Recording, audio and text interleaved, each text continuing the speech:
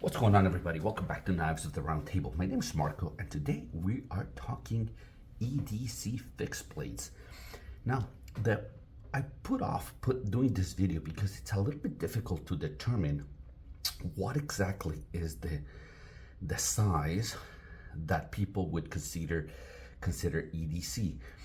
So there's no definition for sure, right?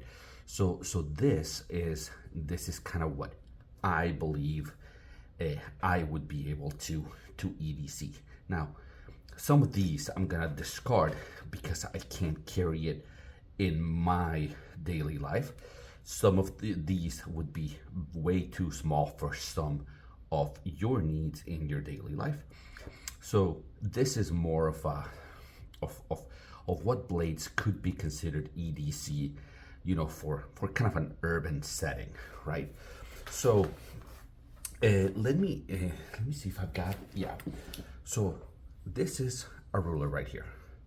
So what we're looking at is, you know, overall length of, you know, in the neighborhood of 7-8 inches, thereabouts at most, with a sheath. So that's kind of the limit. So let me show you kind of what I've got here. I wanted to just show you with the sheaths, and we'll talk about the sheaths here in a little bit, but that's with the sheaths. So I don't have the river, White River, the Windrunner. I'm sorry, the Windrunner. The Tops Windrunner is kind of a small fixed blade. This is in 1095 steel. Okay, you have, and I don't have the sheath with me for the tops. For the tops, it's a Kydex sheath, very similar to this. This is the Benchmade Hidden Canyon, and I like the leather sheath quite a bit. It's a vertical carry leather sheath. This is the Maniago Knife Makers MKN Macro, and this one has a leather sheath, and it's got like this magnet. I like it quite a bit. This is the MKM Maniago Knife Makers Micro. I really like those two. This is more of a neck knife. It has for you to carry it on your neck, and it has kind of this magnetic clasp to keep it from falling out. This is the Tactical Pterodactyl Camper. That's the mid-size. And this is the Tactical Pterodactyl mid-size Raptor. So that's those two. Now this is one of my favorites. This is the Creeley Blades Mako, and it comes in this kind of, in this sheath. It has this clip, so you put it in your front pocket, and this kind of clips to your pocket right here. I'll talk about all of these more. This is the Quiet Carry Current, and it's kind of one of the largest ones that I have here on the table. Again, vertical carry, leather sheath. This is the Lion Steel, I want to say M4. I think it's the M4, but this is a karambit style knife, and I love the sheath on this one. I think so. This is kind of a scout carry sheath, but I like the way this one looks quite a bit. And this one I have here more for sentimental reasons. This was kind of my first EDC fixed blade. This is a Gerber. It is not very good, but my son likes it quite a bit, so he uses it now. But I kind of have it. I like what they did with the sheath on this one. So I'm not usually a fan of these plastic Kydex sheaths, but in this case, it works very well, and it has like this ultra deep carry pocket clip, so that works really well. I think they did a good job with that, at least. My son put like this kind of monkey fist lanyard on it. Well, so what I'm gonna do is I'm gonna whittle it down to 1 or 2 if I can, okay? And I'll give you the reasoning for each one of them, okay? So I'm gonna get rid of this one. Like I said, this one's more for sentimental reasons, but I think it's, if you want an entry level, really inexpensive, and you want to see if you can carry a fixed blade as your EDC, this one certainly can do the job. The steel doesn't hold an edge for very long. You know, Gerber's not known for having great steel, but it's a decent design. So next, I'm gonna get rid.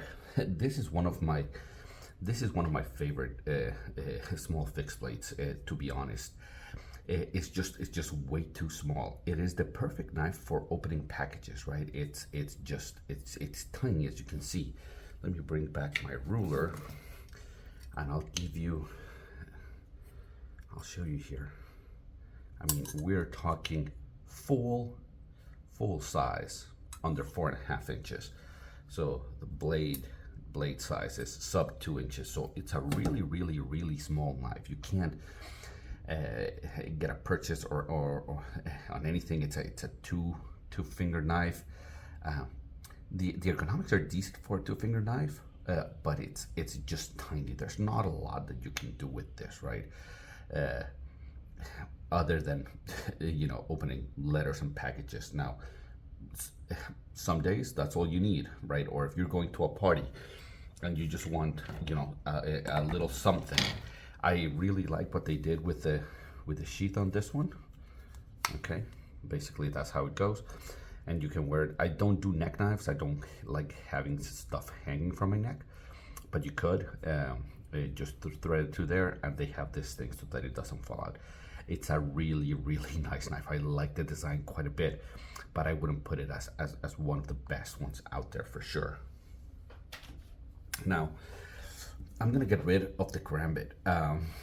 I am not a tactical person. Okay, I don't know how to use this. I don't know how to use this knife. I would use it for EDC tasks, and obviously you don't need a karambit style knife for EDC tasks. So for EDC, that's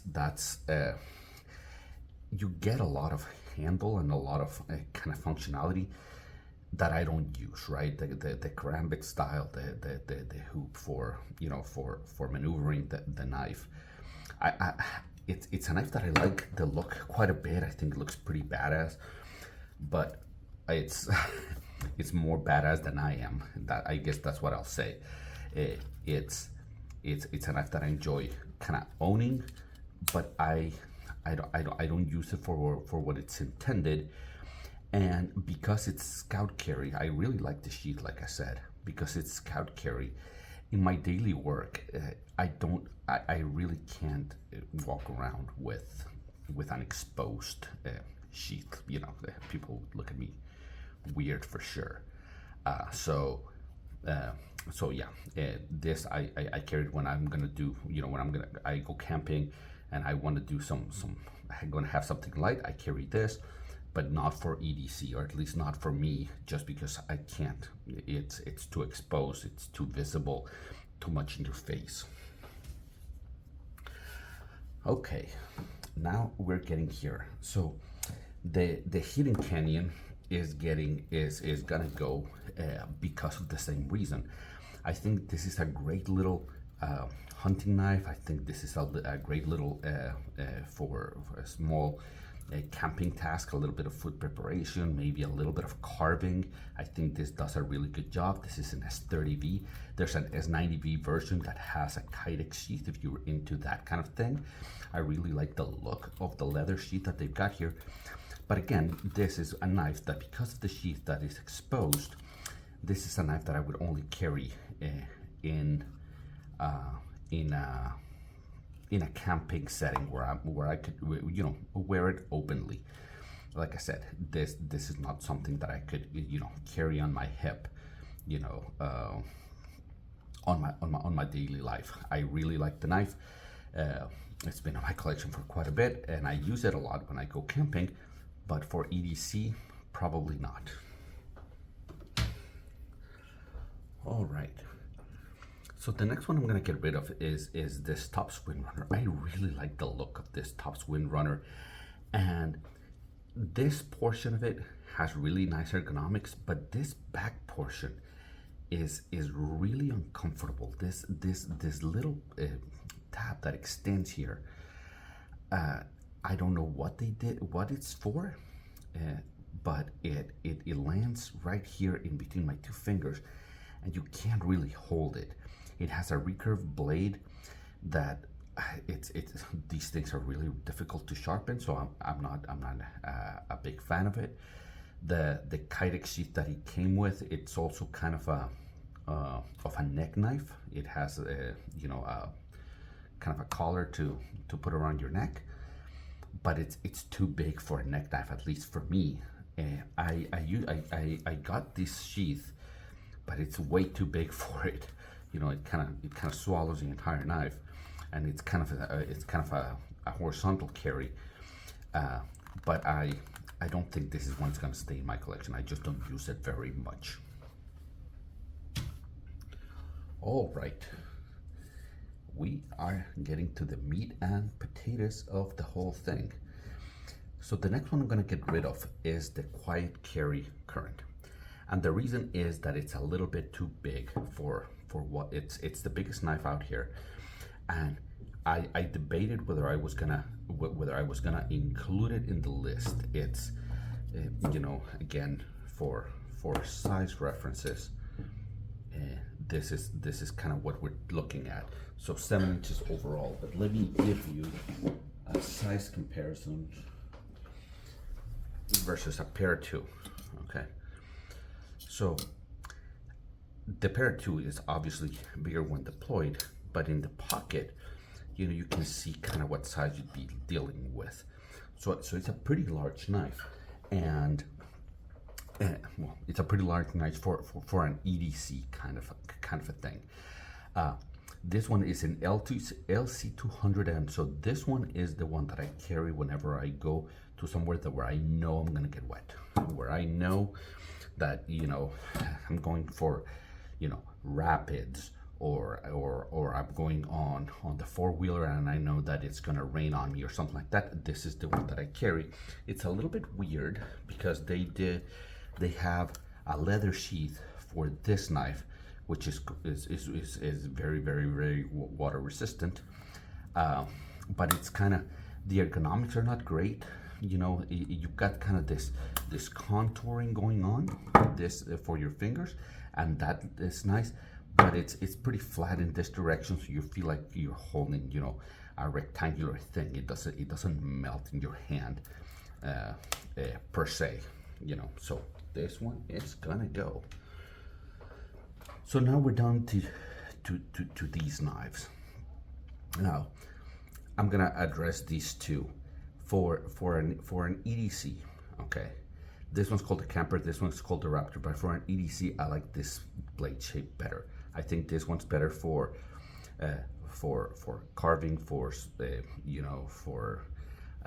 certain tasks, but for processing cardboard, opening packages, those kinds of things, this is a little bit better. Now, I don't like the sheaths on either of these Kydex sheaths. I can just basically throw it in my pocket. So out of these, I like the Raptor better. In fact, I'm gonna be selling the Camper. Again, this is the mid-size. So they make a larger version of this knife and a smaller version of this knife. So I'm gonna be selling this one. They feel very, very good in the hand, okay? I think that the knives themselves are very, very good. I really, really, really like the Raptor. I don't think this one's gonna go anywhere, but I'm looking for a different sheath, okay? Because this, yeah, it's got this, and I can attach it to something, but I usually wear it either on my pocket or on my belt, the knives. So these two are gonna go on account of their very kind of bad sheaths, although the knives are awesome.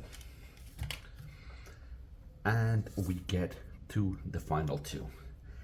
And let me talk about these two. So Creeley Blades, he is a company that they do they have some knives that they do as what they call their precision ground knives, which are kind of outsourced. They design them and they get fabricated overseas, and then they got their stuff that they do in house. Okay, so this one is one of the overseas of the precision ground. But one thing that he does very well is that he uses very, very, very premium steels. Like he used Cruwer way before Cruwer was being used, Rex 121, those kinds of steels. Now, this is the Mako, and it's very, very thin, and the ergonomics of this, it just melts in your hand. You just grab it, and it's kind of exaggerated, the belly, but for I wear large gloves, and this one fits my hand really, really, really nicely. You get a full 4-finger grip on it. It slices really, really, really nicely, and I like it a lot. Again, it comes with the sheath that you throw. It's called the utility clip. Basically, you throw it in your pocket, and this thing just hangs outside of your pocket, so you can access it freely. Really, really good knife from Creeley Blades. And this one, I was kind of surprised that you know, when I started kind of ranking them, of where this one ended up. And this one is just very, very sleek. The ergonomics are really, really good. You get a full 4-finger grip. This groove right here makes it so that you kind of lock into the knife, so you can do something with this knife. The jimping is extremely effective. You've got, you know, kind of a reverse, well, I don't know if I call it a reverse tanto, but a sheep's foot blade. The carbon fiber is really nice. The blue anodizing, I think the combination of all of that just makes it really good. And what I like about this is the way they've done the sheath, because they've got this thing, right? So you can put it in your pocket, right? And let me bring myself kind of a pocket. So you put it in your pocket, and this just locks it in place. But when you pull it out, it just slides out, you know, without a lot of fuss. It's not gonna fall out of your pocket. I mean, the magnet's pretty darn strong, but it comes out of your pocket pretty easily. But even better, you know, for example, if you want to just carry something like this on, like inside of a jacket pocket or something like that, you just put it inside of the jacket pocket, and it just goes in there, and you don't lose it in your pocket. It's always really, really handy. So I think that the macro of MKM, so this is, so the Mako, I think I said it's in crew wear, and this one's a box designed, and this is M390, I believe. Yeah, so you can see right there, M390. So the edge will last forever. They're really well built. Both of these, I would suggest, if you're thinking about doing an EDC fixed blade, I would say I think these are excellent choices. Certainly this is kind of a slimmer, sleeker, more elegant choice. This one is extremely well built, but it is a little bit, you know, fatter to carry in your pocket. So guys, hopefully this has been helpful for you. If it is, then like and subscribe, and until I see you at the next one, take care.